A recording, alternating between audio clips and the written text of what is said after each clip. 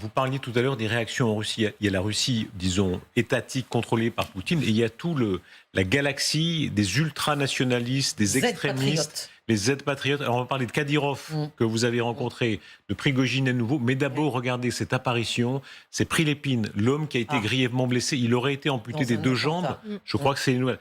Et il parle, on va l'entendre, depuis son lit d'hôpital, il dit simplement, sauf erreur, merci pour Bakhmout. Спасибо за Бахмут. Вагнера, спасибо за Бахмут. Ah. Oui, il dit pas grand-chose de plus, mais là aussi, on a quelqu'un qui a sa chaîne Telegram et qui est l'ami de Prigojine. C'est Soloviev qui a diffusé cette image. Et qui est un ancien combattant dans le Donbass, et en Tchétchénie, c'est vrai, Darius, et qui est en même temps un écrivain, c'est-à-dire qu'il a joué sur beaucoup de tableaux.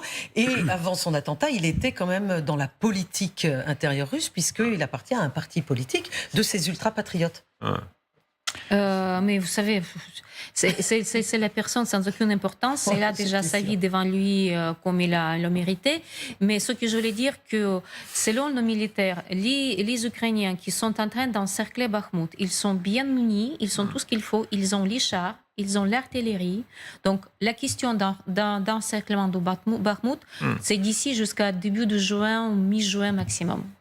Mais ce qui va être intéressant, c'est dans les prochaines heures et les prochains jours, c'est où est-ce que, il me semble, Prigojine va mettre le curseur de sa communication et qu'est-ce qu'il va faire politiquement de cette victoire. Il est en train de s'enfuir en Afrique. Alors, parlons-en. Exactement, là on a quand même quelques indices précisément sur ce moment dans la carrière de Prigojine qui compte vraiment en Russie et pas seulement. Oui, puisque Vladimir Poutine a salué la victoire de Wagner à Bakhmout, il a félicité les hommes de Wagner, promis de décorer Evgeny Prigojine en personne et les militaires qui s'étaient donc distingués dans cette affaire.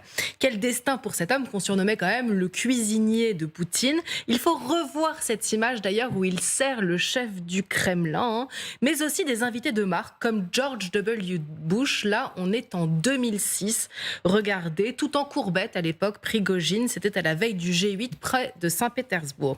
Mais Prigojine n'a pas fait ses armes dans la restauration. À cette époque, regardez, il a encore des cheveux et surtout un lourd passé de criminel condamné à 12 ans de prison. Il en passera 9 derrière les barreaux pour vol, fraude et implication dans la prostitution de mineurs. À sa sortie de prison en 1990, le tolard se lance dans les affaires et d'abord comme humble vendeur de hot-dog. Puis il ouvre des restaurants de luxe où vient dîner le jeune Vladimir Poutine.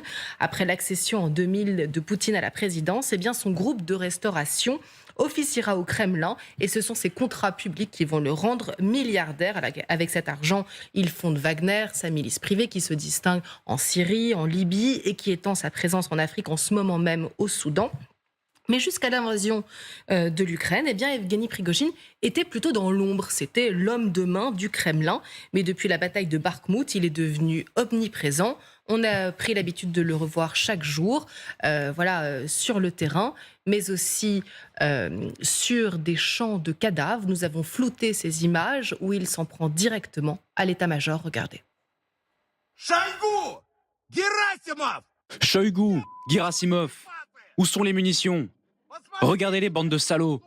Vous profitez des clubs UP, vos enfants s'amusent en postant des vidéos sur YouTube. Vous pensez être les maîtres du monde, vous pensez avoir le contrôle sur tout, y compris sur leur vie. Eux sont venus comme volontaires, et ils meurent pour que vous puissiez profiter tranquillement de vos bureaux en acajou. Réfléchissez-y. Voilà des images d'une rare violence véhémente. On s'est demandé aussi si ce n'était pas un jeu d'acteur ou si sa notoriété ne lui était pas montée à la tête. Certains lui prêtent d'ailleurs des ambitions politiques. Toujours est-il qu'il annonçait hier le retrait de Bakhmout des troupes de Wagner le 25 mai et qu'il semble vouloir pacifier ses relations avec les hauts gradés avant son retour à Moscou. Il a d'ailleurs souhaité un joyeux anniversaire à Sergueï Shoigu qui fête ses 68 ans aujourd'hui. Il a publié un communiqué, une façon d'enterrer l'âge de guerre ou de rappeler l'âge de ce bureaucrate dont il aimerait peut-être prendre la succession.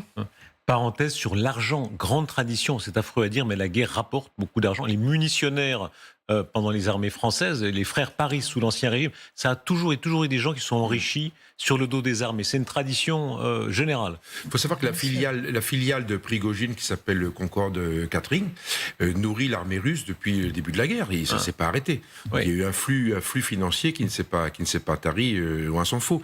Le deuxième point, cette séquence de décoration, elle est très intéressante parce qu'elle me rappelle 2018, au moment de la prise de Palmyre et surtout à Deir ez-Zor, où ça a vraiment clashé entre l'armée déjà et Prigojine. Et il y avait une séquence de décoration finale. Alors c'est pas Prigojine qui avait été décoré, c'est Oudkine qui avait été décoré. Et il y avait une espèce de paix des braves. Ils avaient décoré l'armée de l'air et puis les gens de Wagner d'un côté. En fait, ils sont en train de rejouer le même modèle, une espèce de paix des braves. Ils vont tous se retrouver. Et c'est pour ça que on peut imaginer un Prigojine qui rebondisse quelque part, parce que quelque part il est pas. Alors à moins qu'en arrivant au Kremlin, il tombe dans les douves et à ce moment-là, on le retrouve dans quelques années. Mais autrement, visiblement, on est sur un modèle de réhabilitation. Oksana le soulignait, c'est une pieuvre mondiale, notamment en Afrique. Il a des capacités si considérables.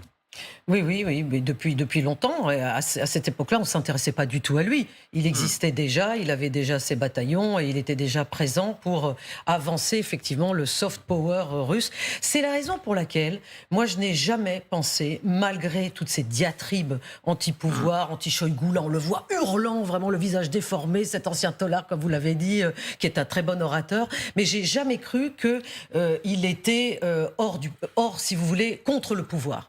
C'est-à-dire que je pense qu'il sera très honoré si Vladimir Poutine le médaille. On verra si ça va avoir lieu ou pas. Moi, je pense que Vladimir Poutine est un homme qui apprécie la loyauté chez ceux qui l'entourent, et c'est sans doute ce qu'il aime chez Prigojine. Et à sa façon, c'est un fidèle, parce que vous rappeliez perfidement l'âge de... Ils ne sont pas si âgés. Mais tous ces gens sont septuagénaires. Shoïgou, 68, Lavrov, il a un peu plus de 70 ans.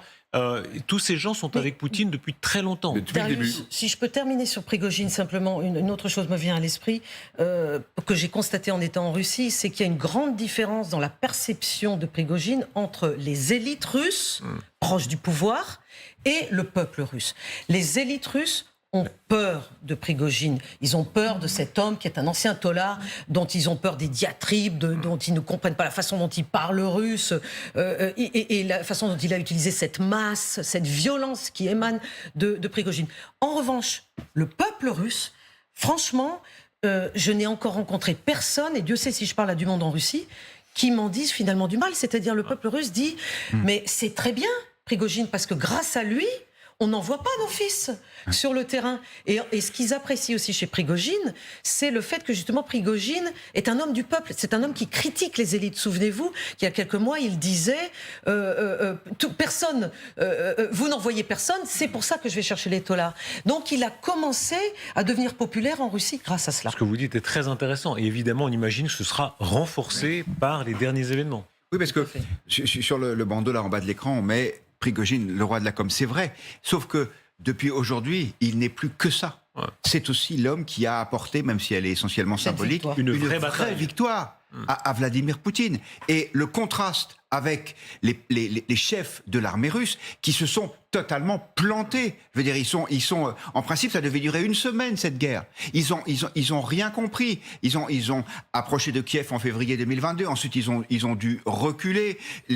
Partout, l'armée russe a été en difficulté. Et là, il y a Prigojine, dont on pensait que c'était d'abord un matamor, une espèce de tartarin milliardaire comme ça. En fait, non. Prigojine, c'est l'homme qui arrive à contourner les faiblesses structurelles de l'État et de l'armée russe. C'est-à-dire qu'en fait, pour tenir un discours libéral, c'est tous les avantages du privé par rapport à l'administration. C'est-à-dire qu'il y a une espèce de réactivité, une façon de mettre de côté les règles quand elles sont trop sévères. Et quand en plus on a beaucoup d'argent, ce qui est son cas, c'est relativement efficace. Et aujourd'hui, Poutine ne peut plus l'ignorer. Les chefs de guerre, revoyons-les pour bien comprendre de qui on parle. L'armée régulière, le système régulier et les chiens de guerre apparemment incontrôlables, mais en réalité, on voit bien, comme vous le dites, qu'ils sont dans le système. Alors, il y a évidemment, à gauche de l'écran, du côté de l'armée régulière, Gerasimov et Shoïgou. Ah non, là, c'est à droite. Voilà, à droite. Et puis, de l'autre côté, Kadyrov et Prigojine. Renaud. Voilà. Oui, non, juste une seconde. Moi, je mettrais Kadyrov du côté des réguliers, je suis désolé. On va voir comment les uns et les autres réagissent à la victoire de Bakhmout et à notamment s'il y a cette décoration filmée de Prigojine par Poutine. Ça sera incroyable, cette image. Une seconde sur le verbe et la sémantique qu'utilise Prigojine. C'est très intéressant, je rebondis sur ce que disait Anne. Alexandre Michnik vous a expliqué la semaine dernière qu'il a réhabilité le démat, le mat. Expliquez-nous ce qu'est le mat. Des tolates, qui est une vulgarité. Là, on a deux russophones. C'est un langage de voyous. En tant qu'ethnologue, je vous dis, ça vient du Moyen-Âge. C'était les insultes qu'utilisaient les Mongols quand ils ont envahi Kiev pour insulter la mère de Dieu qui, selon leur chaman, a protégé la ville. Et pour détruire cette défense de l'hymne qui chantaient les chrétiens de la ville, ils ont inventé une sorte d'insulte pour énergétiquement détruire la défense de mère de Dieu. Donc toutes les insultes, ce sont des insultes. Voilà, mais l'origine, c'est insulter la mère de Dieu. Donc tous les mots liés contre la mer et contre tous les organes.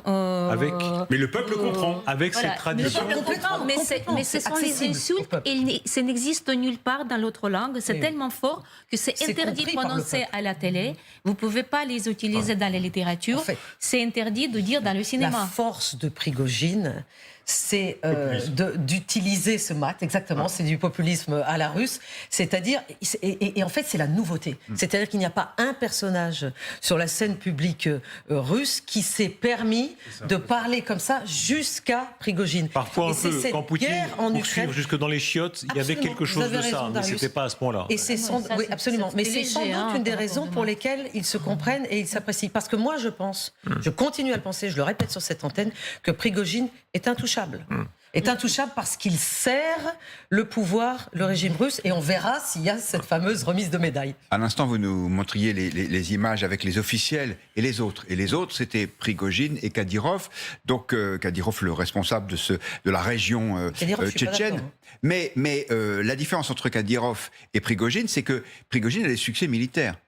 Et puis, Prigojine, en plus, il parle l'argot russe, alors que les troupes de Kadyrov disent Allah Akbar. C'est quand même plus simple pour la communication de Vladimir Poutine d'être avec Prigojine qu'avec Kadyrov. Il y a aussi un point très important. Il y a un point très important, c'est que c'est un entrepreneur de génie, Prigojine. Parce que derrière lui, il y a une machine colossale. Il gagne un argent fou. Parce que la partie Wagner, ce que j'appelle une espèce d'excroissance, c'est le produit d'appel, c'est la tête de gondole, comme on dit. En fait, c'est le produit qu'on voit. Mais derrière, il y a une formidable machine de communication avec ses usines à troll, etc., etc. Donc c'est puissant, c'est très important. Et le deuxième point, c'est qu'il contrôle toute une partie, si vous voulez, de l'accès aux ressources en Afrique. Et on parlait le Soudan, le Mali, la Libye, le pétrole, le gaz, le cuivre, l'or, etc. Il faut relier